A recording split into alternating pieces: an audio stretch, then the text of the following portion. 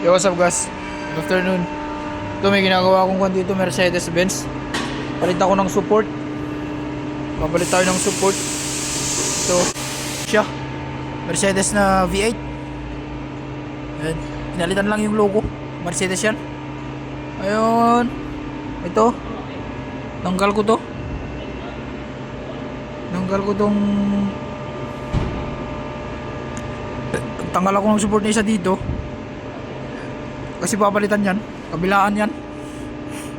Yan. Tapos nirelease ko rin tong tambutso na to. Nirelease ko kaso lang hindi matanggal dito. Balak ko sana tanggalin to noon. Tambutso na to tanggalin ko. Ay matanggal. Kasi sumasabit doon. Ayun ang problema. Baka ako ang sisihin ng may-ari. Kasi yung mga bolt nung sa may turbo, yung mga stud bolt niya puro putol. Baka magsingaw yan. Ayun, hirap na hirap akong tanggalin yung bolt dito sa taas na eh. Walang papasok na combination na 15. Yang ginawa ko ito, kabago-bagong tools pinutol ko. Para lang pumasok, para lang maluwagan ko. Kasi kung tutusin, ibaba ko sana tong kamar eh. Yung ano ba, subframe niya, baba ko sana yung subframe. So lang ayaw nung may-ari, ayaw nung supervisor.